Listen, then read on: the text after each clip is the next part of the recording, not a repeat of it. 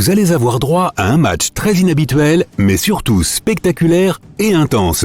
Dans le coin gauche, nous avons le mégalodon. Cette espèce s'est éteinte il y a environ 3 millions d'années, mais elle est devenue légendaire pour de bonnes raisons. C'est le plus grand requin qui ait jamais existé. Et à son époque, c'était un prédateur surpuissant. Et faites un tonnerre d'applaudissements pour son concurrent, le Titanoboa. Il est bien plus gros que n'importe quel autre serpent. Il vivait dans les marécages de Colombie et on peut dire que c'était lui le vrai patron. Il pouvait manger absolument n'importe quel animal et il n'avait aucune concurrence. Il pouvait avaler une tortue géante ou même un crocodile. Il avait une allure de boa mais se comportait comme un anaconda. Un mélange pour le moins effrayant. Mais pourrait-il vaincre un requin géant ? Commençons par prendre leurs mesures. Nous ne connaissons toujours pas la taille exacte du mégalodon, car les seuls restes que l'on a trouvés sont de rares vertèbres et dents fossilisées. Mais les scientifiques pensent que ce monstre mesurait environ 15 mètres de long. Ce n'est donc pas seulement le plus grand requin de l'histoire, mais aussi l'un des plus gros poissons de son époque. Son rival le plus proche est le requin-baleine moderne, qui ne mesure que 12 mètres de long. Le Titanoboa est devenu aussi grand grâce à une heureuse coïncidence. Les serpents sont des animaux à sang froid, ils ont donc besoin d'un climat chaud pour vivre et grandir. Et le nord-est de la Colombie est parfait. Il y faisait en moyenne 32 degrés Celsius à l'époque où il régnait. Ça lui a permis d'atteindre près de 13 mètres de long. Ce géant pourrait donc facilement avaler d'une bouchée le plus grand serpent enregistré dans le livre Guinness des records, qui ne mesure que 7,60 m de long. Nous avons donc 15 mètres contre 13. Le premier point est donc attribué au mégalodon. Passons maintenant à la pesée. Le Titanoboa pesait environ 1 tonne. C'est déjà plus lourd qu'une petite voiture avec des passagers. Mais il devait être bien plus lourd après le déjeuner. Dans ce cas, on peut encore ajouter quelques centaines de kilos de plus provenant de la tortue ou de l'alligator qui vient de se faire avaler. Si on mettait un Titanoboa sur une très grande balance, il faudrait 5 anacondas géants de l'autre côté pour l'équilibrer. Mais le mégalodon reste 50 fois plus lourd que le Titanoboa. Une femelle adulte pesait entre 27 et 59 tonnes. C'est l'équivalent d'un Boeing 737 vide. Et sans les valises non plus. Mais heureusement, le mégalodon ne s'est pas volé. Le mégalodon l'emporte donc évidemment dans cette catégorie. C'est un point de plus pour l'ancien requin. Mais un poids aussi important rend difficile les déplacements du squale. Et ça veut aussi dire qu'il devait être un peu pâteau. Ce qui nous amène à notre prochaine catégorie, la vitesse et l'agilité. Le mégalodon pouvait nager à environ 5 mètres par seconde. C'est suffisant pour en faire le prédateur ultime, mais ça reste plus lent que beaucoup d'autres espèces. Si un mégalodon nageait dans une piscine et qu'Usain Bolt courait à côté, ce dernier irait 2 fois plus vite. Sa vitesse de pointe est de près de 12 mètres par seconde. Un voilier, la créature marine la plus rapide du monde, peut atteindre plus de 30 mètres par seconde. La taille et le poids du mégalodon le faisaient tourner très lentement comme un gros camion. Donc lorsqu'il attaquait, il n'avait droit qu'à une seule tentative. Et avant de faire un deuxième essai, sa proie avait plus de temps qu'il n'en fallait pour s'enfuir. Le Titanoboa n'était pas très rapide non plus, surtout sur Terre. Mais une fois dans l'eau, ce serpent géant pouvait nager jusqu'à 20 km à l'heure. Ce n'est pas énorme, mais c'est suffisant pour échapper au mégalodon si nécessaire. S'il nageait si bien, c'est parce que l'eau était son terrain de chasse de prédilection. Et comme le Titanoboa était un serpent, il avait aussi une mobilité incroyable. Il pouvait se tortiller et changer de direction très rapidement. Il pourrait donc facilement esquiver une attaque de mégalodon. C'est donc un premier point pour le Titanoboa. Le score est de 2-1 en faveur du mégalodon.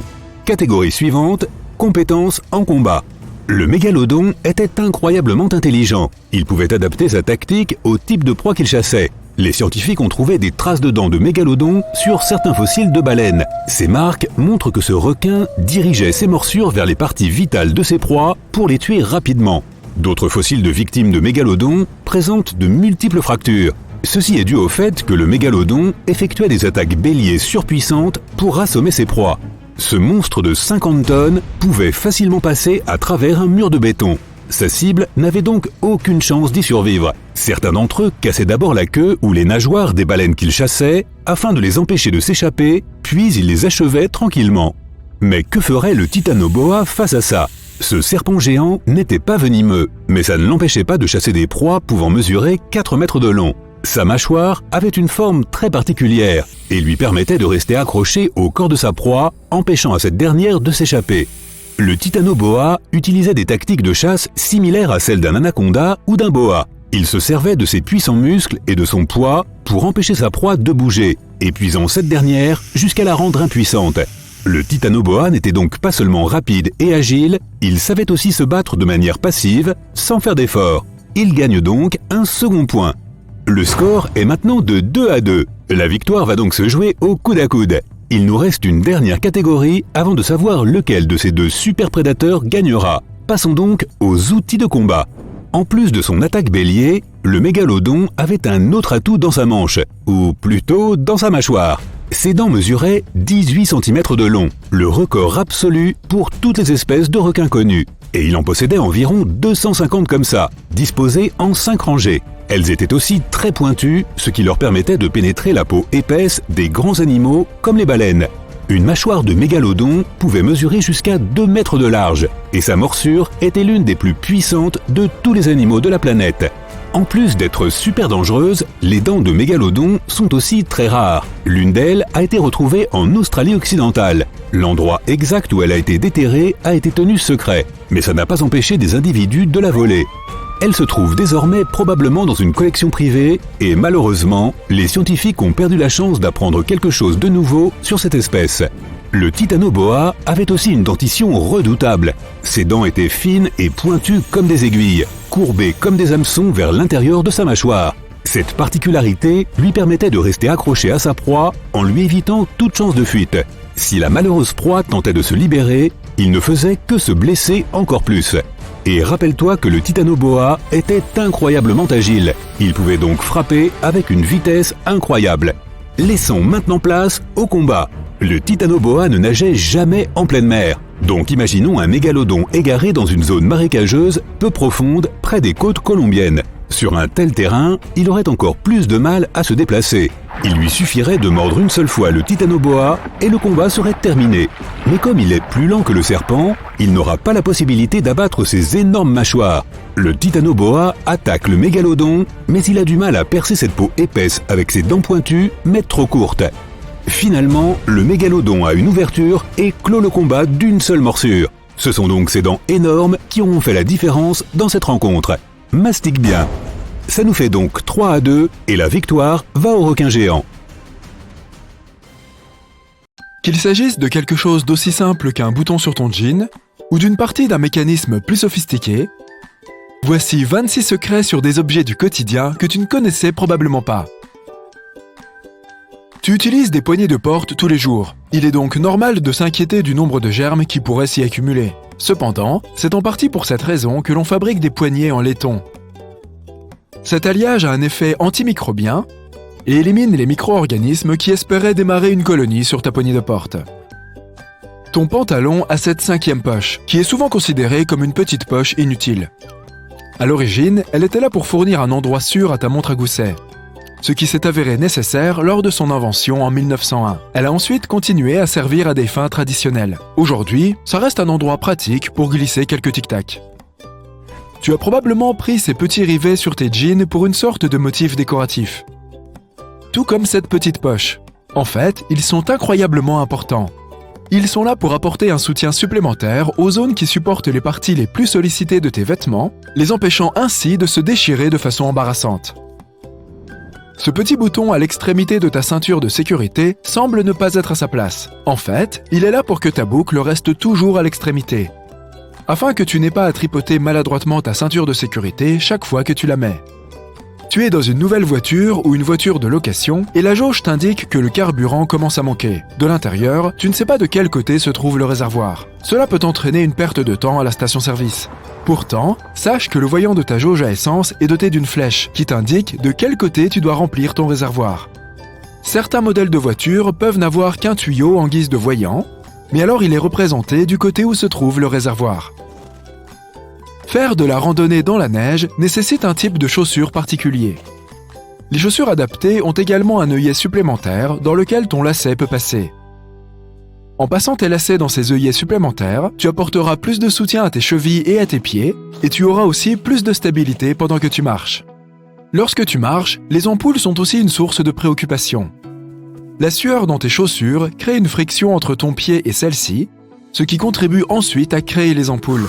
L'antitranspirant que tu utilises pour tes aisselles aidera aussi à tes pieds à ne pas trop transpirer. Veille simplement à utiliser un produit transparent. Cuisiner pour les autres est toujours agréable, mais il arrive que les invités soient en retard. Nous sommes tous coupables de cela, n'est-ce pas? Le tiroir supplémentaire sous ton four, où tu gardes toutes tes poêles de rechange, a en fait été conçu pour garder tes aliments au chaud, ce qui est idéal pour attendre les invités en retard. Tu t'es déjà demandé combien de temps ce cadenas pouvait durer quand il est dehors, sous la pluie, pour protéger ton vélo? Il y a un petit trou en bas de celui-ci, qui sert justement à évacuer l'eau afin d'éviter la corrosion à l'intérieur. Il sert aussi à y verser de l'huile, ce qui prolonge encore sa durée de vie. Ce trou dans la porte de l'ascenseur n'est pas là pour vérifier qui est à l'intérieur avant d'effectuer un trajet avec des gens qu'on n'aime pas. C'est un trou de serrure au cas où il tomberait en panne.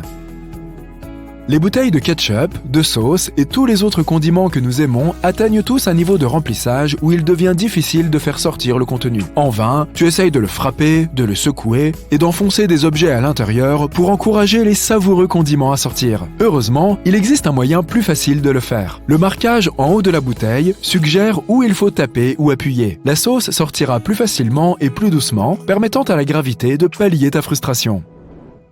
Les cintres en bois ont pour but d'aider à repousser les insectes indésirables et d'éviter la prolifération de champignons qui rongent tes vêtements, car ils sont fabriqués en bois de cèdre. Il contient des huiles aux propriétés insecticides et fongicides qui étaient déjà utilisées par les anciens Égyptiens, même si c'était à d'autres fins. Nous avons tous été plus ou moins formés à la technique de la dactylographie et nous connaissons la façon correcte d'utiliser un clavier. Mais tu n'as peut-être pas remarqué que les touches F et J avaient une petite arête en bas. Elles sont là pour t'aider à trouver la position de départ correcte avec tes doigts sur le clavier, sans avoir à le regarder. Si tu as eu la chance d'avoir le siège hublot dans l'avion, tu as dû remarquer le petit trou en bas de la fenêtre. Il aide à égaliser la pression de l'air dans l'avion. La vitre elle-même est faite d'acrylique et n'est pas vraiment en verre, ce qui l'empêche de s'embuer et te permet d'admirer le paysage pendant ton voyage. À l'origine, les fenêtres des avions étaient carrées. Cependant, elles se brisaient continuellement à cause des changements de pression. Les hublots ronds permettent de répartir uniformément la pression, ce qui te garantit un voyage agréable et sans mauvaise surprise. Pour les joueurs de Nintendo Switch, ceux qui ont essayé de goûter leurs cartouches remarqueront qu'elles ont un goût amer.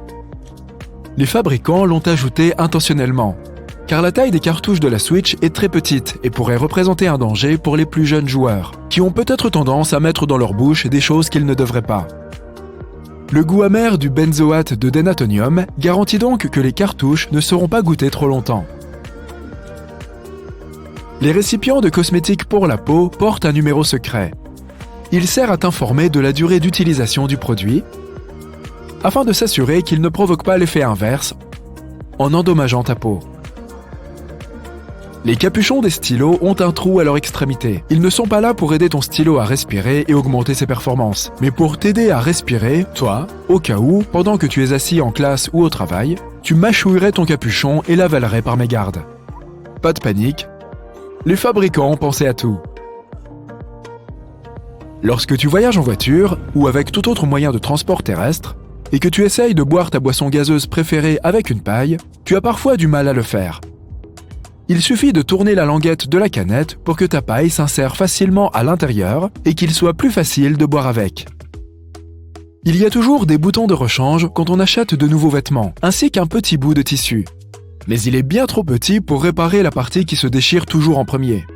Le tissu est en fait là pour que tu puisses le tester au lavage, afin de ne pas endommager accidentellement tes vêtements tout neufs.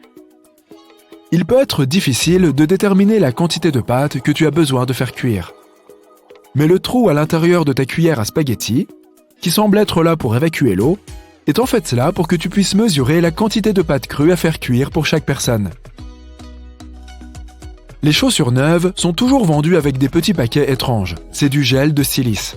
Il sert à réduire l'humidité de l'air afin d'éviter tout développement de champignons pendant que tes chaussures attendent de trouver preneur.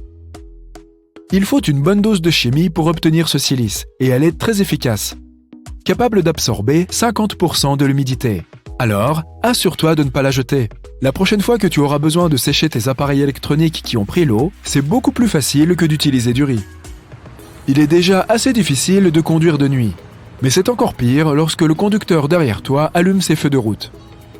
Ton rétroviseur est doté d'une languette en dessous. Lorsque tu appuies dessus, cela change l'angle du miroir. La position normale est pour la conduite de jour et l'autre est pour la nuit.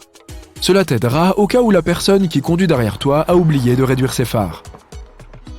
Bien que ton tournevis soit ergonomique pour ta main, tu dois parfois te battre avec une vis qui est juste trop difficile à desserrer.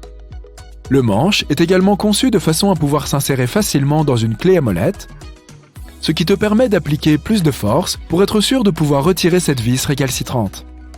Les panneaux latéraux d'un escalator semblent être de bons endroits pour se coincer le pied. Mais à vrai dire, ces longs poils qui dépassent ne sont pas là pour donner un éclat supplémentaire à tes chaussures, mais par mesure de sécurité. Ils minimisent le risque de coincer des objets entre les marches et les côtés de l'escalator. Bzzz, aïe!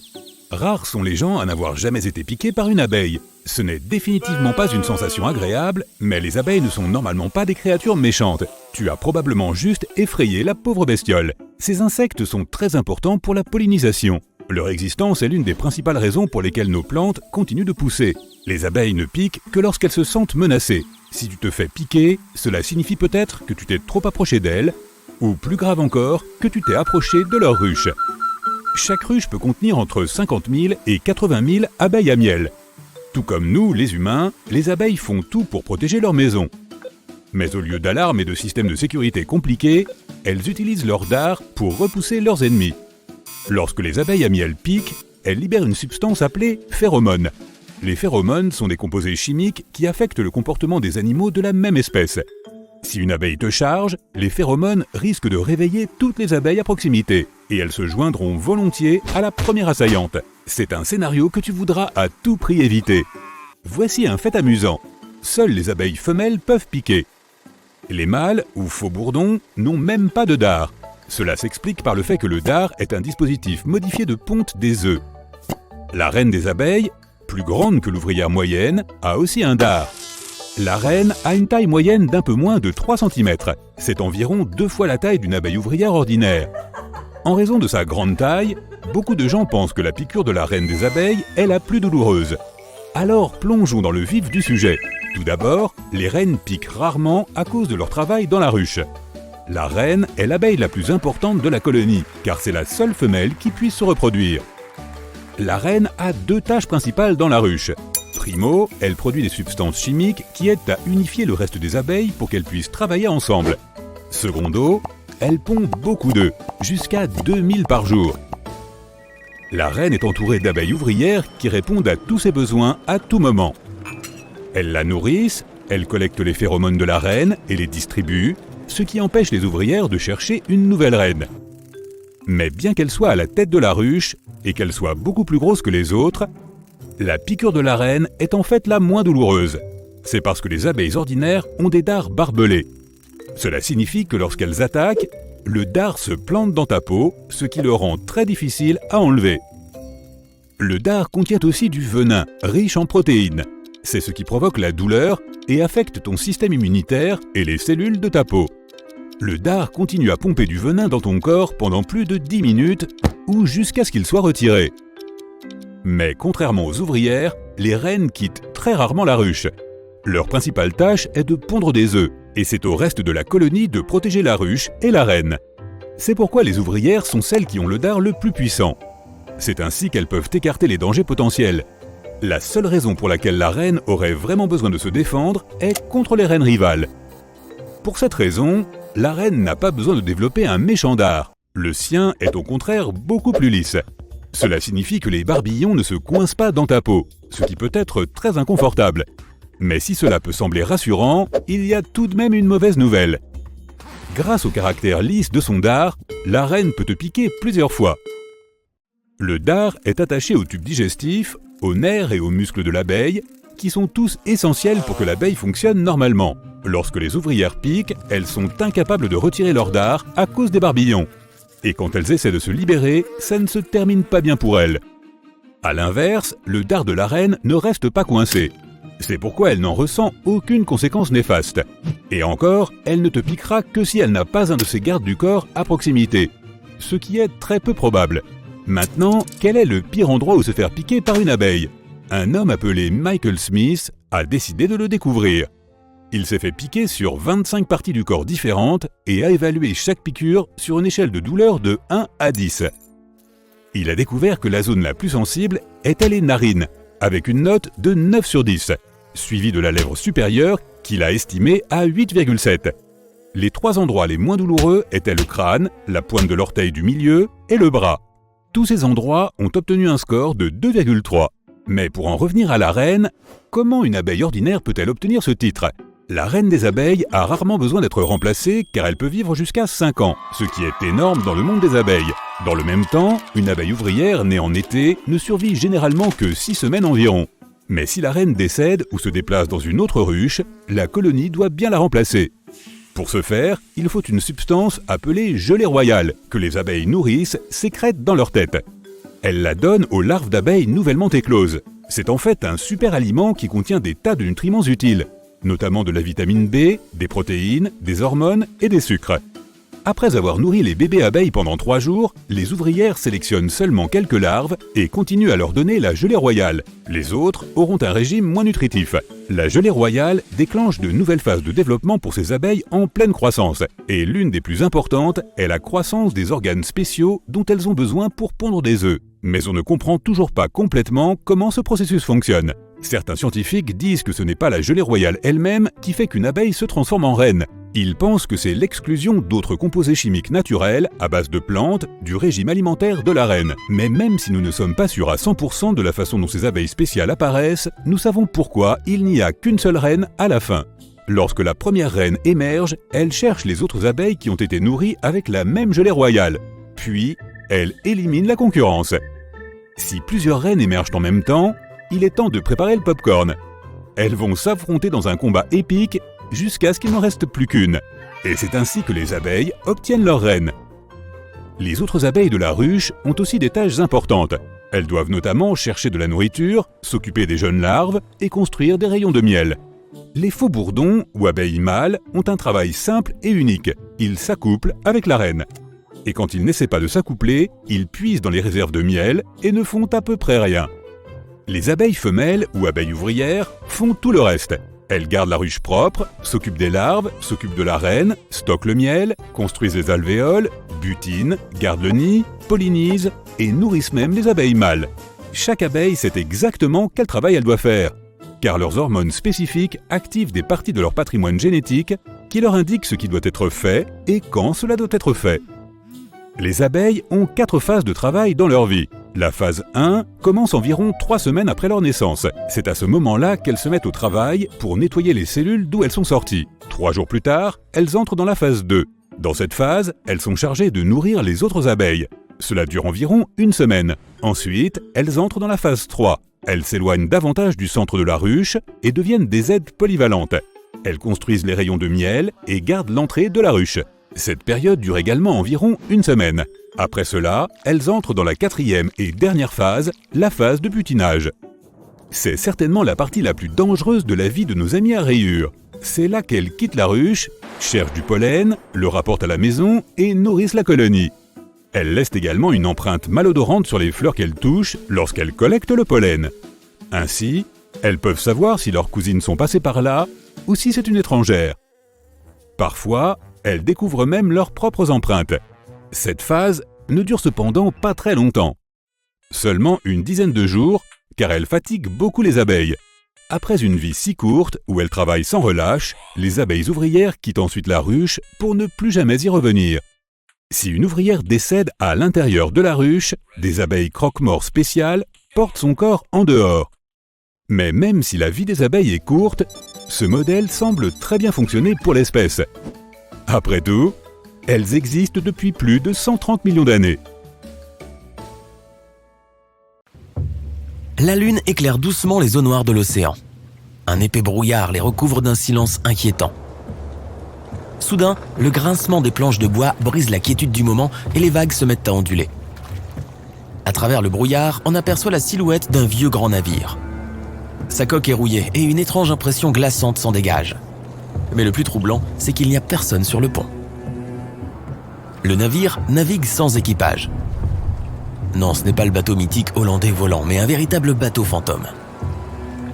Voici l'histoire. Le 2 septembre 2019, le navire de la patrouille des glaces de la Royal Navy britannique, le HMS Protector, navigue dans les eaux calmes de l'océan Atlantique. Il est 23h. Une partie de l'équipage du navire est sur le pont, tandis que les autres dorment dans leur cabine. Le capitaine dirige le navire et regarde droit vers l'horizon. Le ciel est éclairé par un crépuscule orangé et des nuages flottent au loin. Soudain, dans ce beau paysage, un des marins remarque la silhouette noire d'un bateau inconnu. Le capitaine ralentit et dirige le navire un peu plus près du mystérieux vaisseau. Il s'agit d'un vieux cargo de 75 mètres de long. Les tentatives de contact avec les membres de l'équipage n'aboutissent à rien. Il semble que le bateau inconnu flotte tout seul dans l'océan. Il n'y a personne à bord.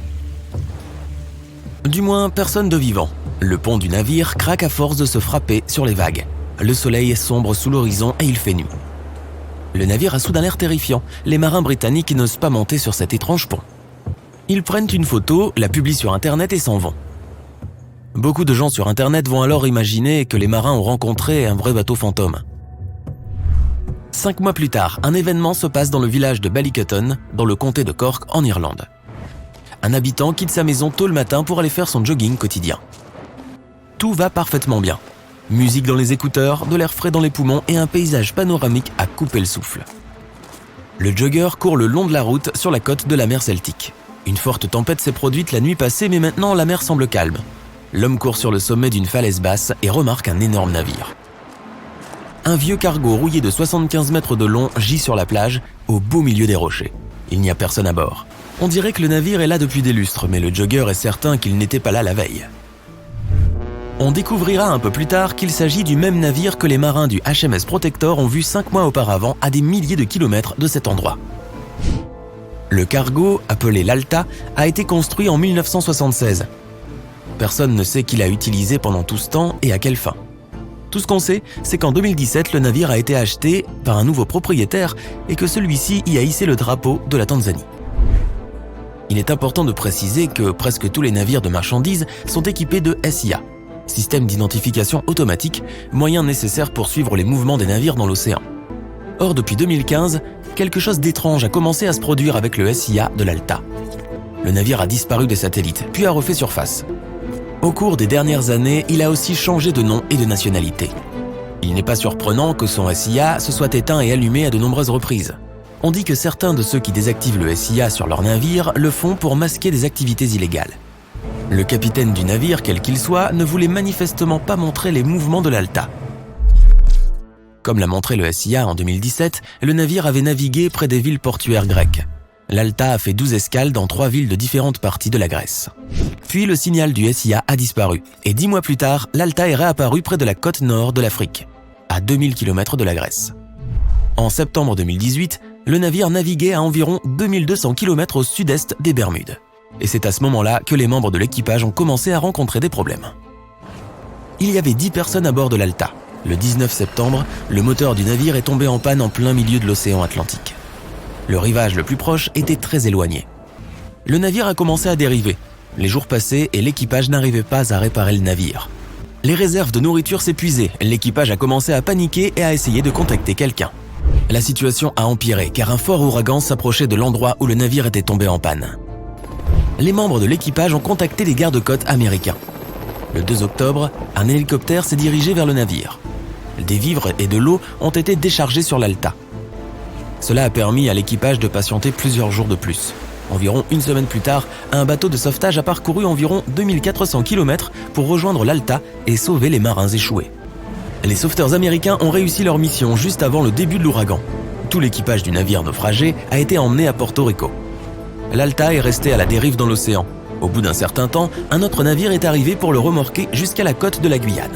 Puis quelque chose a mal tourné, encore une fois. Le navire a été détourné.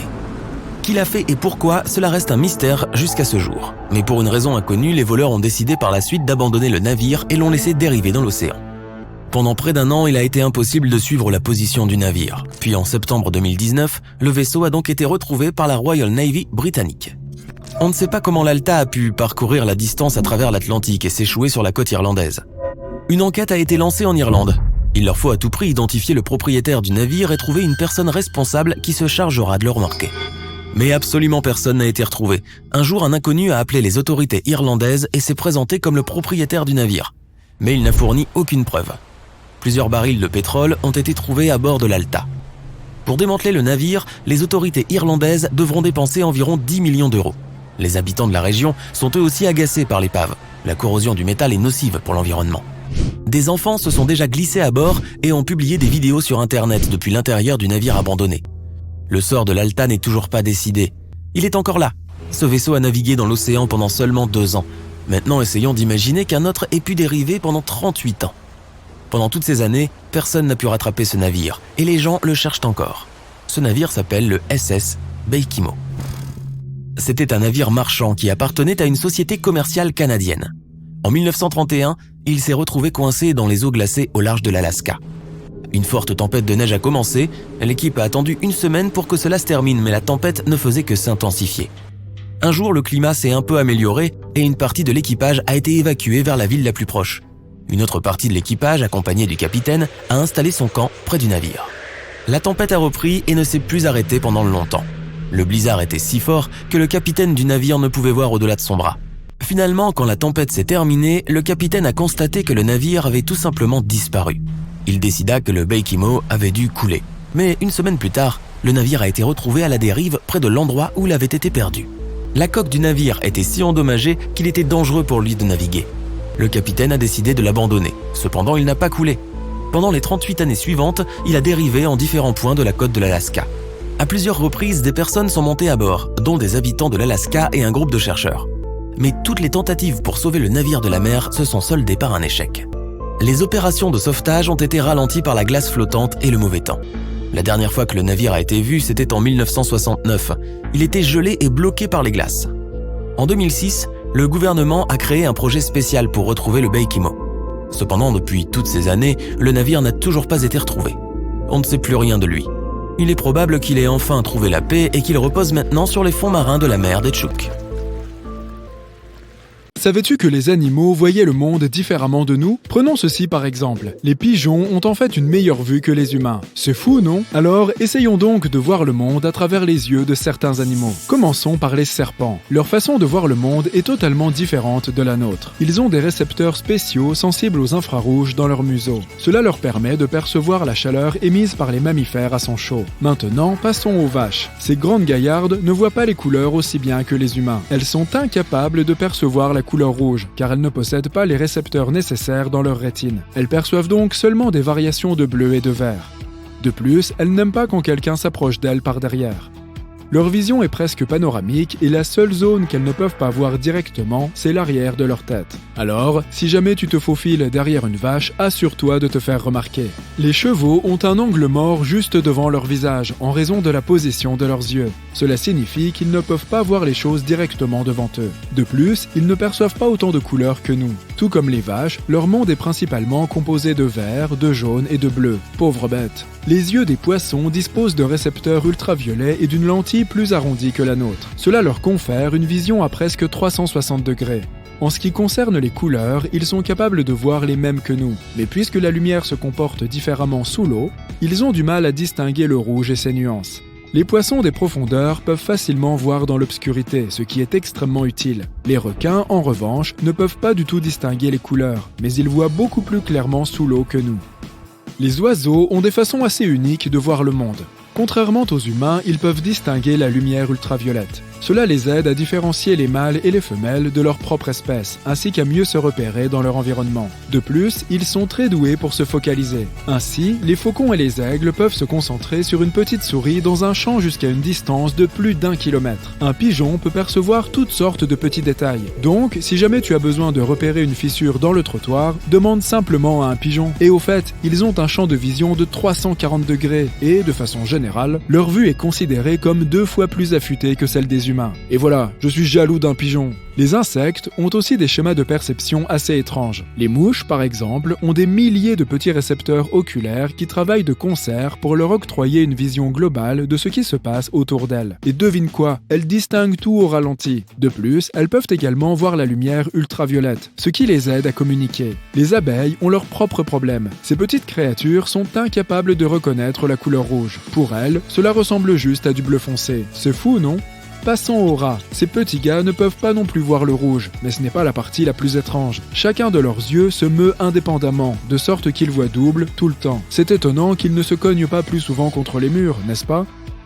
Les chats ne perçoivent pas les nuances de rouge ou de vert, mais ils distinguent les teintes marron, jaune et bleu comme des pros. Par ailleurs, ils ont une vision à grand angle, de sorte qu'ils ont une meilleure vision périphérique que la nôtre. Et il y a plus encore. Quand il fait complètement noir dehors, les chats se transforment en ninjas et voient jusqu'à 6 fois mieux que nous. Leurs pupilles s'adaptent à n'importe quelle luminosité comme par magie. Maintenant, parlons un peu des chiens. Nos compagnons à fourrure ne peuvent pas voir le rouge ni l'orange, mais ils excellent dans le bleu et le violet. Par ailleurs, ils peuvent différencier jusqu'à 40 nuances de gris. Bon, ça n'en fait pas 50, mais c'est quand même impressionnant. De leur côté, les grenouilles sont vraiment difficiles en matière de nourriture. Elles ne s'embarrassent pas avec des proies immobiles. Elles pourraient être entourées d'un buffet de délicieux insectes, mais si tout ça ne remue pas, les grenouilles ne s'en préoccuperont même pas. Et elles ne sont pas les plus fines observatrices non plus. Si quelque chose semble sans intérêt pour elles, comme une ombre par exemple, elles ne se donneront même pas la peine de regarder. Les caméléons ont des yeux qui peuvent bouger indépendamment l'un de l'autre. Ils peuvent donc voir tout ce qui les entoure sans même tourner la tête. Ils sont même capables de voir 2 images en même temps, comme regarder 2 films différents côte à côte. Plutôt balèze, non? Et toi, que ferais-tu si tu avais tout à coup une vision à 360 degrés comme un caméléon? Partage ton avis dans les commentaires. Si tu pouvais monter dans une machine à remonter le temps et revenir en 1969, tu verrais quelque chose de spectaculaire. Ce n'est pas un désert quelconque, il s'agit de l'une des plus puissantes chutes d'eau du monde, mais complètement à sec. Au cours de l'été et de l'automne 1969, pendant une durée de 6 mois, la partie américaine des chutes du Niagara est restée sans eau. Les chercheurs voulaient étudier la paroi rocheuse des chutes. Ils craignaient qu'elle ne devienne trop instable à cause de l'érosion. L'érosion est le processus par lequel les forces naturelles telles que l'eau et le vent usent les matériaux terrestres. Par exemple, si tu vois la glace d'un glacier devenir boueuse, cela signifie qu'il y a érosion. Les 3 chutes d'eau qui traversent la frontière internationale entre le Canada et les États-Unis forment ensemble ce qu'on appelle les chutes du Niagara. De la plus grande à la plus petite, ces 3 chutes ont été baptisées les chutes en fer à cheval, les chutes américaines et les chutes du voile de la mariée. Les chutes américaines se trouvent entièrement du côté américain, tandis que les chutes en fer à cheval se trouvent principalement du côté canadien, séparées par l'île de Goat. Les chutes du voile de la mariée, les plus petites, se trouvent du côté américain, mais sont séparées des autres par l'île Luna. Beaucoup de gens ne croyaient pas qu'on pouvait aller à l'encontre de la puissance de la nature et empêcher de telles quantités d'eau de s'écouler. Mais on l'a fait. Il a fallu construire un barrage de 183 mètres sur l'énorme rivière Niagara pour arrêter ces chutes impressionnantes. Cela signifie qu'il a fallu détourner 227 000 litres d'eau par seconde pour que le reste du débit passe par les plus grandes chutes en fer à cheval, celles qui se trouvent entièrement du côté canadien de la frontière. Plus de 27 000 tonnes de roches ont été utilisées pour construire ce barrage. Plus d'1 millier de camions ont transporté ces roches durant la chaleur de cet été 69. Le 12 juin, les chutes américaines se sont arrêtées après avoir coulé sans interruption pendant plus de 12 000 ans. Les chutes en fer à cheval ont alors absorbé le débit supplémentaire pour que les recherches puissent être menées à bien. Mais les habitants étaient toujours inquiets. Ils savaient qu'il n'était pas possible de contrôler de telles quantités d'eau. Ils craignaient que l'eau ne prenne un autre chemin et ne provoque une inondation catastrophique. Ils craignaient aussi que les touristes ne viennent plus, si les équipes ne parvenaient pas à faire couler les chutes comme avant. Mais les touristes ont continué à venir, même cet été-là. Et ils ont eu la chance unique de voir quelque chose que personne n'avait jamais vu avant ou après. Pendant cette période, une passerelle temporaire a même été construite à 6 mètres seulement du bord des chutes asséchées. Elle a permis aux ouvriers de nettoyer le fond de ce qui était autrefois une rivière. Ainsi, les touristes pouvaient s'y rendre et y explorer le paysage sauvage des chutes qui étaient habituellement sous l'eau, hostile et inaccessible en temps normal. En explorant le fond asséché des chutes, les chercheurs sont tombés sur des millions de pièces de monnaie que les gens avaient jetées dans l'eau au fil des décennies, pour faire un vœu ou pour toute autre raison. Ils ont retiré la plupart de ces pièces et on peut se demander ce qu'ils ont fait de cet argent.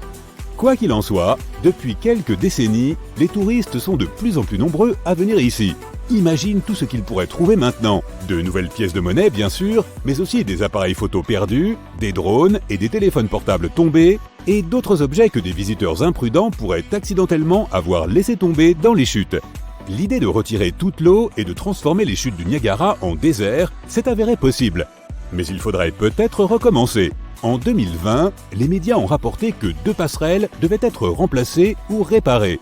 Rien d'étonnant à cela puisqu'elles ont près de 120 ans. Ces passerelles sont situées au-dessus des rapides. Les experts ont débattu de la question de savoir s'il fallait ou non détourner à nouveau l'eau. On parle beaucoup des chutes du Niagara et certains pensent qu'elles sont les plus hautes du monde, mais ce n'est pas le cas. Elles sont certes époustouflantes de beauté, mais en termes de hauteur, il existe près de 500 autres chutes d'eau dans le monde qui sont plus hautes que celles du Niagara. À commencer par le Salto Ángel au Venezuela, qui mesure plus de 915 mètres de haut. Mais ce qui rend les chutes du Niagara si particulières, c'est la quantité d'eau qui s'écoule. Les chutes d'eau très hautes n'ont généralement pas de gros débit. C'est la combinaison de ces énormes quantités d'eau et de la hauteur qui rend les chutes du Niagara si impressionnantes. De plus, elles font partie des chutes qui se déplacent le plus rapidement sur notre planète. La rivière Niagara est apparue après la dernière période glaciaire, en même temps que tout le bassin des Grands Lacs dont elle fait partie. Il y a 18 000 ans, cette impressionnante chute d'eau n'existait pas. Des nappes glaciaires d'une épaisseur de 1500 à 3000 mètres recouvraient la région du sud de l'Ontario. En se déplaçant vers le sud, les nappes glaciaires ont créé les bassins des Grands Lacs. Puis elles ont fondu, libérant d'énormes quantités d'eau dans les bassins. En général, l'eau que nous buvons est une eau fossile. Seuls 1% d'entre elles se renouvellent tout au long de l'année, les 99% restants provenant des nappes glaciaires. La péninsule du Niagara n'a pas été sous la glace depuis près de 12 500 ans. Lorsque la glace a fondu, les eaux qui en ont résulté ont commencé à s'écouler par ce qui est devenu plus tard la rivière Niagara, le lac Erie et le lac Ontario. Il a fallu beaucoup de temps, mais l'eau a fini par éroder les falaises et former ces chutes spectaculaires. Tu as peut-être remarqué que la rivière Niagara est d'un vert étonnant. Cette couleur nous montre à quel point l'eau est puissante lorsqu'il s'agit d'érosion. Chaque minute, les chutes du Niagara crachent plus de 60 tonnes de minéraux dissous. C'est tout cela, ajouté au sel et aux roches finement broyées, qui donne cette couleur magnifique. Les habitants des États-Unis et du Canada, ou plus précisément les plus d'1 million de personnes ayant accès à la région, utilisent les eaux de la rivière Niagara à différentes fins. Par exemple, la pêche, l'approvisionnement en eau potable, les activités récréatives, natation, navigation de plaisance, observation des oiseaux, la production d'énergie hydroélectrique et bien d'autres choses encore. La première centrale hydroélectrique au monde a été construite à la fin du 19e siècle, juste à côté des chutes. Très vite, elle a commencé à porter ses fruits, car on pouvait en tirer de l'électricité. Mais cette électricité ne pouvait parcourir que 100 mètres et il fallait donc améliorer les choses. C'est Nikola Tesla qui a relevé le défi et apporté les modifications nécessaires. Il a découvert que l'électricité pouvait parcourir de longues distances en utilisant un courant alternatif. Aujourd'hui, les différentes centrales électriques des chutes du Niagara fournissent plus de 2 millions de kilowatts d'électricité. Fait intéressant, ce n'est pas seulement en 1969 que les chutes du Niagara se sont arrêtées. En 1848, l'eau n'a pas coulé pendant 40 heures.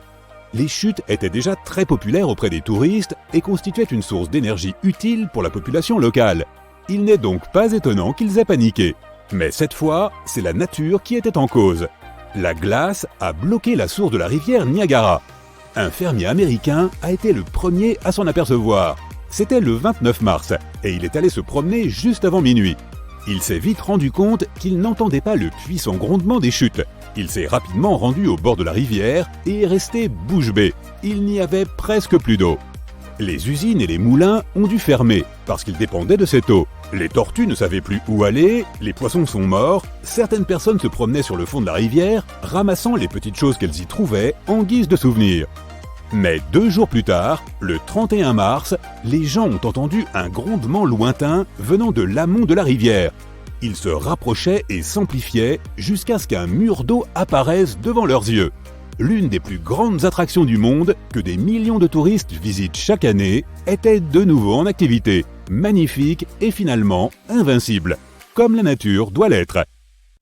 Regardons les choses en face. Pour une étoile, notre Soleil est assez ordinaire. Et non, il n'a rien d'exceptionnel. Il y a des millions de naines jaunes similaires dans l'univers. Et pourtant, nous l'aimons. Après tout, c'est notre seule étoile et elle nous donne la vie. Toutefois, il n'en a pas toujours été ainsi. Jadis, le Soleil avait un jumeau, et peut-être même un jumeau maléfique. Que lui est-il arrivé? C'est ce que nous allons découvrir. Ceci est un nuage moléculaire géant.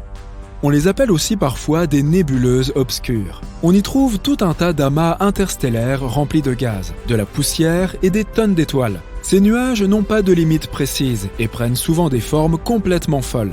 Certains sont même visibles à l'œil nu. Regarde le ciel nocturne, tu verras comme des taches sombres sur notre lumineuse Voie lactée. Et c'est là que notre Soleil est né il y a environ 4,5 milliards d'années. Il provient de l'un de ces nuages moléculaires. Il y a toutes ces années, des ondes d'énergie sont passées par là. Elles ont rassemblé toute cette matière et ont comprimé ces amas en de denses noyaux. C'est alors qu'une proto-étoile est née. Cette jeune proto-étoile était une boule d'hydrogène et d'hélium encore tiède. Puis, des millions d'années plus tard, la température et la pression à l'intérieur de la boule ont augmenté. Et c'est ainsi que notre étoile est née, le Soleil.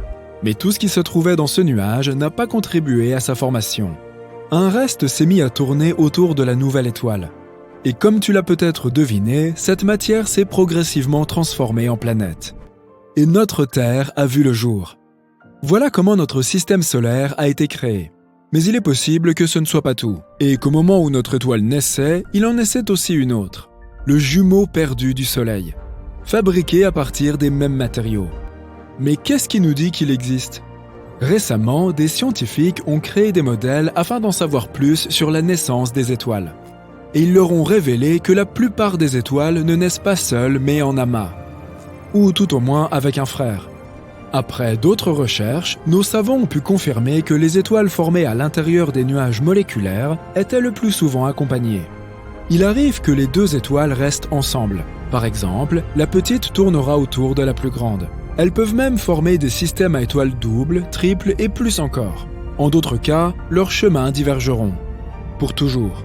C'est probablement ce qui est arrivé à notre Soleil. Mais il pourrait avoir eu un frère ou une sœur lui aussi. Peut-être même plus qu'un. Toute une fratrie. Et même un grand jumeau, avec une masse et des caractéristiques similaires. Mais si c'était le cas, où serait-il, ce deuxième Soleil ? Nous avons une hypothèse. Et d'après celle-ci, ce jumeau serait peut-être plus néfaste qu'il n'y paraît. Dans les années 80, les scientifiques ont commencé à remarquer que quelque chose se répétait dans l'histoire de la Terre. Environ tous les 27 millions d'années, des extinctions à grande échelle semblent se produire sur notre planète. Plutôt étrange, non ? Tous les 27 millions d'années, une catastrophe est venue modifier notre biosphère pour toujours. Comme quelque chose de programmé, une espèce de cycle. Et puis, l'astrophysicien Richard Muller a suggéré qu'il y avait peut-être quelque chose qui causait ces événements, un certain corps céleste. Selon lui, il pourrait s'agir d'une étoile naine que nous ne pouvons pas voir en raison de sa faible luminosité. Elle pourrait être située à environ 1,5 années-lumière de nous. Cette étoile tournerait autour du Soleil sur une orbite immense, et il lui faudrait environ 27 millions d'années pour faire un tour complet. Et lorsqu'elle se rapproche du Soleil, c'est le chaos total. En s'approchant de nous, ce fauteur de troubles modifie la trajectoire des comètes venues du nuage de Oort ou de la ceinture de Kuiper. Le résultat, c'est que toutes ces comètes se précipitent tout droit sur nous. Et puis, elles s'écrasent sur la Terre et provoquent de grandes extinctions, comme ce fut le cas pour les dinosaures. Cette étoile hypothétique a été nommée Némésis. C'est le nom de la divinité grecque du châtiment céleste. Mais pourquoi se venge-t-elle de nous ? Aucune idée. Peut-être n'a-t-elle pas apprécié le fait qu'un jour, le Soleil a absorbé toute la poussière et le gaz de son nuage moléculaire. Le Soleil est devenu une étoile assez grande, mais son jumeau est resté sombre et petit. Et en plus, il s'est retrouvé au milieu de nulle part. On serait tous un peu amers si ça nous arrivait. Les scientifiques ont proposé différentes hypothèses sur cette mystérieuse Némésis. Peut-être s'agit-il d'une naine brune ou rouge. Les restes d'une étoile qui a complètement épuisé son combustible. Ou peut-être n'est-ce pas du tout une étoile, mais une planète vagabonde plus grande que Jupiter. Quoi qu'il en soit, son existence n'est pas vraiment une bonne chose pour nous. mais nos tentatives pour la trouver ont malheureusement toutes échoué. À l'heure actuelle, nous n'en avons encore trouvé aucune trace. Des études récentes ont remis en question la théorie des extinctions régulières. Si tu examines de près les archives fossiles, tu remarqueras que ces catastrophes se sont produites au hasard et non pas selon un calendrier précis. Maintenant, les scientifiques doutent que Némésis existe réellement. Ils disent aussi qu'une étoile se déplaçant avec une telle orbite serait très instable. Il est donc très peu probable qu'elle ait pu survivre aussi longtemps. Mais malgré cette absence de preuves, Némésis est devenue assez célèbre en ligne. De nombreux journalistes et blogueurs la mentionnent encore dans différents contextes. Ils aiment lui imputer la responsabilité de toutes nos catastrophes, comme les chutes d'astéroïdes, les tsunamis, etc. Et du coup, toute cette histoire ressemble maintenant à une légende urbaine. Mais n'oublions pas un détail important. Même si Némésis elle-même n'existe pas, cela ne veut pas dire que le Soleil n'a jamais eu de jumeaux. Tout d'abord, rien de ce dont nous avons parlé au début n'a été réfuté. La plupart des étoiles ne naissent pas seules. La probabilité que notre Soleil ait lui aussi un frère est toujours très élevée. Deuxièmement, des preuves de l'existence de ce jumeau perdu pourraient bien exister. Quelque part dans le nuage de Oort qui est situé à la frontière extérieure de notre système solaire. Il est composé de nombreuses comètes et d'autres gros rochers. Et les scientifiques pensent que ce nuage conserve tous les fragments qui n'ont pas été intégrés à notre système solaire au moment de sa naissance. C'est comme un immense musée de notre passé. Donc, dans ce nuage, les scientifiques ont remarqué quelque chose d'intéressant. En gros, cette région semble être trop lourde. Et nos données ne correspondent pas à ce que nous croyons savoir de la formation du système solaire. S'il est si lourd, c'est qu'il contient quelque chose que nous ignorons encore. Notre équation contient donc encore plusieurs inconnus. Et lorsque nos scientifiques ont inclus un éventuel deuxième soleil dans leurs calculs, les choses sont soudainement tombées justes, comme la pièce manquante d'un puzzle. Ce jumeau perdu correspond exactement à cette différence de poids du nuage de Oort.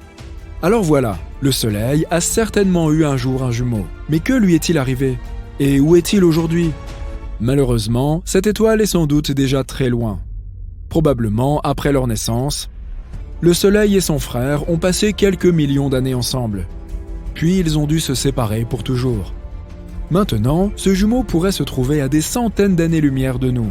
Il pourrait être n'importe où dans la Voie lactée.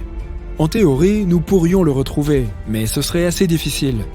Car il nous faudrait examiner toutes les étoiles similaires à notre Soleil, ayant à peu près le même âge, et ce dans toute la Voie lactée. Et même si nous dressions la liste de ces étoiles, que ferions-nous ensuite? Nous n'aurions aucun moyen de savoir lequel de ces soleils est né du même nuage que notre astre. Ce jumeau restera donc très probablement perdu pour toujours, et notre Soleil restera à jamais solitaire. Quelle triste histoire. Mais ne te désole pas, pour nous c'est beaucoup mieux. Si nous avions deux soleils, notre système ne serait jamais devenu ce qu'il est aujourd'hui. Notre planète pourrait bien ne jamais avoir vu le jour, et il n'y aurait pas de vie. Nous devrions donc être reconnaissants de cette séparation. D'un autre côté, nous aurions des couchers de soleil comme sur la planète Tatooine. Ce serait cool. Est-il possible d'éteindre le Soleil? Par exemple, que se passerait-il si nous y déversions tous les océans de la Terre, voire même encore plus d'eau? Eh bien, découvrons-le ensemble. L'univers est un endroit plein de mystères. Depuis des temps immémoriaux, les savants s'interrogent sur le fonctionnement de l'espace. Mais aucun d'entre nous n'a jamais douté de l'existence d'une chose, le Soleil. Ah, le centre de notre système solaire. Il est grand, brillant et... immortel? Non, pas vraiment. En fait, le Soleil n'est qu'une étoile ordinaire. Il est composé de 75% d'hydrogène, d'un peu d'hélium et d'une pincée d'autres éléments lourds. La gravité maintient tout cela ensemble. Mais dans environ 5 milliards d'années, le cycle de vie du Soleil arrivera à son terme. L'hydrogène qu'il contient s'épuisera. Notre étoile commencera à grossir progressivement. Et tu ne peux même pas imaginer à quel point elle deviendra grande. Et ensuite, il commencera à dévorer toutes les planètes proches. C'est à ce moment-là que nous regretterons d'être si près de lui. Après nous avoir tous absorbés, l'étoile restera une géante rouge pendant encore 1 milliard d'années environ. Et puis, tôt ou tard, elle commencera à rétrécir et à s'éteindre, se transformant en une naine blanche. À la fin, il ne restera d'elle qu'une nébuleuse planétaire brillante et colorée. Mais n'aie pas peur, en ce moment, le Soleil est au milieu de son cycle de vie. Il est né il y a environ 4,5 milliards d'années et il a à peu près autant de temps devant lui. Heureusement, nous sommes apparus pendant la période la plus propice et la plus stable de cette étoile. En d'autres termes, il n'y a aucune raison de s'inquiéter, mais tâchons plutôt d'en imaginer une. Et si on accélérait le cycle de vie du Soleil en utilisant de l'eau? Nous allons essayer de rassembler toute l'eau de la Terre et de la verser sur le Soleil. Tout d'abord, nous aurons besoin d'un seau. Non, pas celui-ci. Nous aurons besoin d'un très grand seau. Un qui puisse contenir environ 1,360 milliard de kilomètres cubes d'eau. Sa taille serait égale à la distance entre Washington et Chicago. Ou si nous ne pouvons trouver que des seaux ordinaires, il nous faudrait environ 70 trillions d'entre eux. Oui, on parle bien d'un nombre à 18 zéros. Bon, imagine que nous ayons obtenu une telle quantité de seaux par magie. Il est temps d'éteindre le Soleil. Nous aspergeons l'étoile avec toute cette eau et... Rien? Sérieusement? Oh, regarde ça! Le Soleil a probablement eu pitié de nous et a produit une toute petite éruption solaire. Il s'avère que toute l'eau de la Terre ne représente en fait qu'une ridicule gouttelette pour le Soleil. Les gens sous-estiment souvent à quel point le Soleil est infiniment plus grand que notre planète. En réalité, il peut contenir plus d'1,3 Terres. Alors, en effet, le Soleil ne s'éteindra pas et ne deviendra même pas plus froid. Il ne remarquera même pas que nous avons fait quoi que ce soit. Mais ne lâchons pas l'affaire, nous voulons vraiment éteindre le Soleil pour une raison ou pour une autre. Que se passe-t-il si nous versons juste assez d'eau dessus? Et quelle quantité représente cette assez? Tu te souviens de nos trillions de seaux? Eh bien, nous avons en fait besoin d'environ 370 quadrilliards de ceux-ci. Ce nombre comporte 27 zéros. C'est difficile à imaginer, alors disons simplement que ça fait beaucoup d'eau. Maintenant, déversons à nouveau tout cela sur le Soleil. Waouh! Regarde donc cette vapeur! Mais le Soleil ne s'est toujours pas éteint pour autant. Au contraire, il nous dit merci et devient soudain beaucoup plus grand et beaucoup plus lumineux. Que se passe-t-il? Tu vois, le Soleil n'est pas un vulgaire feu de camp. Dans les feux de camp et la flamme des bougies, il y a une combustion chimique. Lorsque nous versons de l'eau sur le feu, l'eau absorbe la chaleur de la flamme et la refroidit, à tel point qu'elle ne peut plus entretenir la réaction de combustion. Elle bloque aussi l'accès du feu à l'oxygène. En gros, l'eau interrompt le processus chimique. Mais la combustion du Soleil n'est pas la même réaction. Même si nous disons qu'il brûle, ce n'est pas tout à fait vrai. Ce qu'il se passe là-bas est ce que l'on nomme la fusion nucléaire. C'est l'une des réactions les plus puissantes et les plus insensées de l'univers. Il y a de nombreuses couches d'hydrogène qui s'enfoncent profondément dans le Soleil. Si tu prends 4 atomes d'hydrogène et qu'ils fusionnent, tu te retrouves avec un atome d'hélium.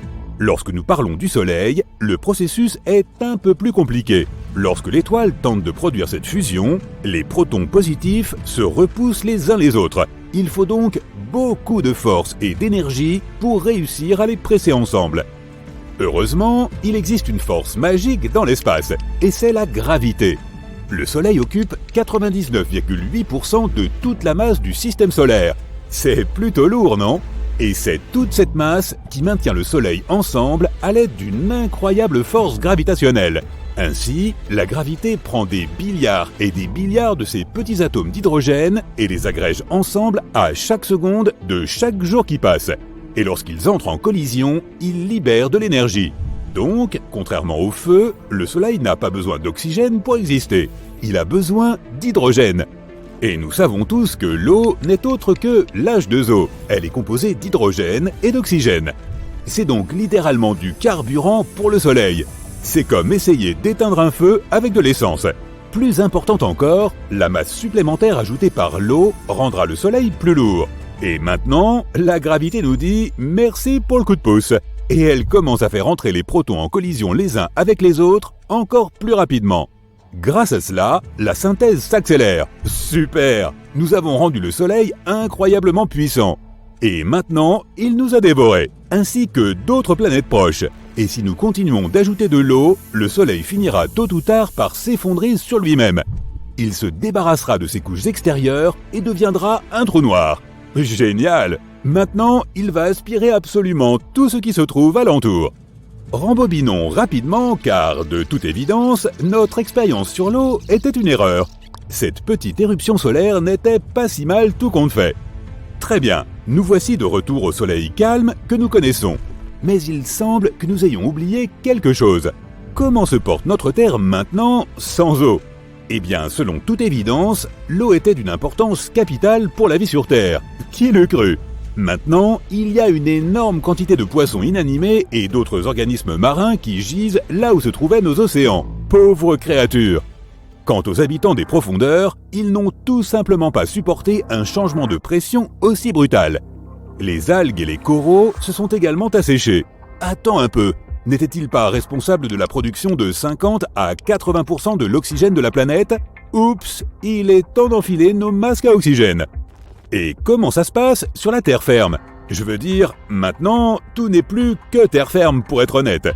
Mais tu comprends où je veux en venir. Waouh ! Toute la Terre brille de mille feux. Et je le dis très littéralement. S'il n'y a pas d'océan, alors il n'y a pas de nuages ni de pluie. Et maintenant, il y a des feux de forêt partout. Les pauvres animaux doivent s'échapper et quitter leur foyer. Et ce n'est pas comme s'ils allaient pouvoir en trouver d'autres. Parce que toutes les plantes, bien sûr, vont rapidement se dessécher. Il n'y aura littéralement plus aucun endroit où vivre sur la planète. À présent, la Terre ressemble à un désert gigantesque. Mais des gens vivent dans le désert depuis des milliers d'années, non ? Ils sauront peut-être quoi faire. Eh bien non. Après tout, les habitants du désert ont eux aussi besoin de boire. Et maintenant, le chaos règne partout et les survivants se battent pour les dernières gouttes d'eau. Si tant est qu'il y a des survivants, à vrai dire, peu importe qu'ils se battent pour les dernières ressources, leur sort est déjà scellé. Les océans absorbent une énorme quantité de CO2, ainsi que la chaleur provenant du soleil. Ils distribuent également cette chaleur à travers la planète, la rendant agréable à vivre. Mais une fois qu'ils auront disparu, les températures grimperont rapidement pour atteindre 120 degrés Celsius et plus. Mais même si nous oublions ces températures infernales, nous n'avons de toute façon plus de nuages. Et ils nous étaient tout aussi utiles en ne laissant pas passer le rayonnement solaire. Nous nous trouvons donc aussi sous l'impact direct des rayons du soleil. Notre dernier espoir, ce sont les icebergs. Maintenant que tout est terriblement chaud, ils ont fondu et ils seront peut-être le dernier espoir de l'humanité. Mais cette mini-éruption solaire en valait vraiment la peine, n'est-ce pas ? Il y a des histoires au sujet de personnes ayant survécu dans le désert, dans la forêt amazonienne et sur des îles désertes pendant des semaines. Ces histoires nous montrent à quel point l'humain peut être résilient. Mais parmi ces nombreux cas, il y en a un qui va t'étonner. C'est l'histoire d'un homme qui a passé 3 jours à l'intérieur d'un navire tout au fond de l'océan Atlantique. Il n'avait ni bouteille d'oxygène, ni électricité, ni radio, ni nourriture. Mais il a survécu. Cela s'est passé en 2013, à bord d'un remorqueur qui naviguait le long de la côte nigériane. Ce matin-là, il y a eu une petite tempête. Le remorqueur tirait un navire transportant des cuves de pétrole. Tout à coup, une énorme vague est apparue. Elle s'est écrasée sur le navire et a rompu son câble. À 4h30 du matin, le remorqueur a chaviré. Son pont était complètement immergé, mais sa coque dépassait encore à la surface. Le bateau s'est ensuite mis à couler. Les 12 membres d'équipage ont été pris au piège. Ils étaient tous dans leur cabine, fermés à clé. Leurs portes étaient verrouillées parce qu'il y avait des pirates dans cette zone. Et à cause de cette précaution, ils se virent dans l'impossibilité de sortir de leur cabine. L'un d'entre eux, le cuisinier Harrison Okene, se trouvait dans la salle de bain au moment de l'incident.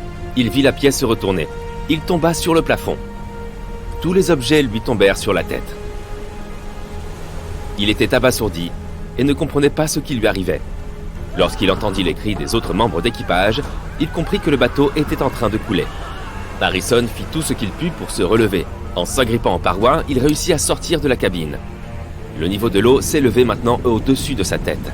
Il retint son souffle et plongea. Intuitivement, poussé par la peur, il atteignit la salle des machines. Il y avait là une petite poche d'air. Cette salle n'était pas entièrement inondée. L'eau n'y avait pas entièrement pénétré et il y avait encore de l'air pour respirer. Harrison comprit alors que c'était l'endroit le plus sûr du navire. Il n'avait ni eau potable ni nourriture. La pièce était froide et humide. Le sol était trempé et les pieds de Harrison commençaient à geler. Il n'avait presque aucune chance de survivre. Il trouva une boisson gazeuse et un gilet de sauvetage auquel étaient attachées 2 lampes de poche. À ce moment-là, le navire se trouvait au fond de l'océan. à une profondeur de 30 mètres, soit à peu près la hauteur d'un immeuble de 10 étages. La coque du navire subissait une pression énorme et grinçait de manière sinistre. Et Harrison entendit soudain un bruit étrange de l'autre côté de la porte. C'étaient des requins et d'autres poissons venus inspecter les lieux. C'est à ce moment que Harrison commença à perdre espoir. Le manque de vivres et la pression n'étaient pas ses seuls problèmes. La poche d'air était petite et il ne disposait que de peu d'oxygène. En 24 heures, une personne consomme environ 10 mètres cubes d'air. La réserve d'Harrison lui permettrait de tenir moins d'une journée. En dépit de cela, il parvint à survivre dans ces conditions pendant 60 heures. Et ce, grâce à l'eau qui l'entourait. La pression autour du navire comprimait l'air de manière inhabituelle. Mais la respiration du cuisinier représentait elle aussi un problème. Lorsque nous inspirons, nous absorbons de l'oxygène. Lorsque nous expirons, nous rejetons du CO2. Cette substance est dangereuse pour la santé si sa concentration dans l'air est de 5%. Harrison remplissait lentement la pièce de CO2. Et il ne pouvait pas sortir. Il avait de plus en plus de mal à respirer. Mais là encore, il eut de la chance. L'eau absorbe le dioxyde de carbone. Et par ses mouvements, Harrison favorisait ce processus d'absorption.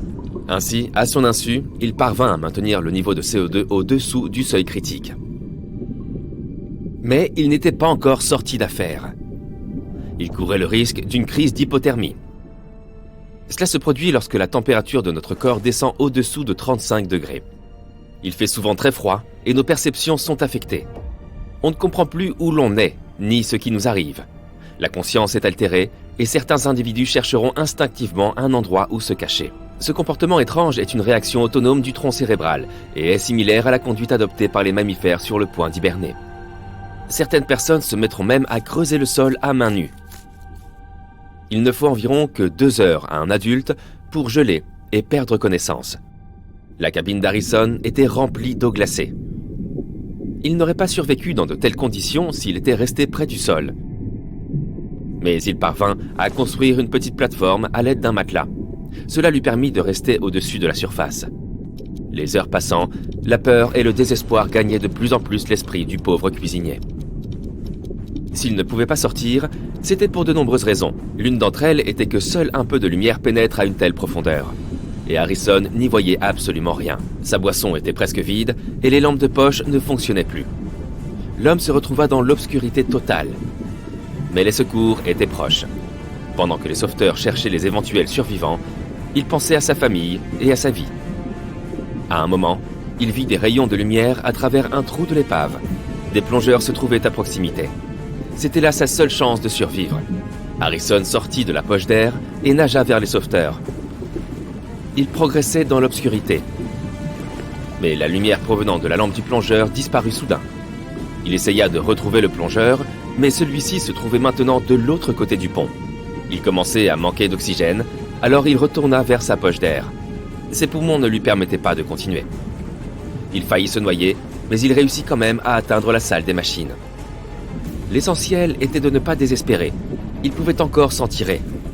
Après s'être reposé quelques instants et avoir repris son souffle, Harrison fit une deuxième tentative. Il sortit de la salle et vit les plongeurs. Il nagea vers eux en y mettant toutes ses forces.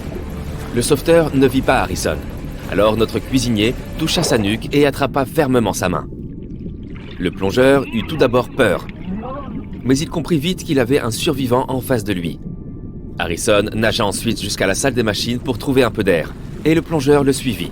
Tu trouveras facilement un enregistrement vidéo de ce plongeur sur Internet. Tu verras Harrison effrayé dans sa cabine refuge avec le sauveteur. Les plongeurs lui donnèrent un masque à oxygène. Ils étaient stupéfaits d'avoir trouvé un survivant. Harrison ne put remonter immédiatement à la surface à cause de la pression. Il avait passé environ 60 heures au fond de la mer. Il fallait donc qu'il remonte lentement afin que son corps s'habitue à nouveau à la surface. Par conséquent, les plongeurs le placèrent dans une chambre de décompression afin de réduire progressivement la pression externe. Puis, quand Harrison fut remonté, il vit les étoiles. Le cuisinier pensait n'avoir passé qu'une seule journée au fond de l'océan. Il fut donc surpris de découvrir qu'il était resté sous l'eau pendant 60 heures. En outre, il croyait que les autres membres de l'équipage l'avaient abandonné en quittant le navire. De nombreuses années sont passées, Mais Harrison rêve toujours de cette poche d'air où il a failli mourir. Il lui arrive même de se réveiller en pleine nuit, convaincu que son lit est en train de couler au milieu de l'océan. Il est arrivé quelque chose de similaire au plongeur Michael Proudfoot en 1991. Il inspectait un sous-marin naufragé au large de la côte de Baja, en Californie.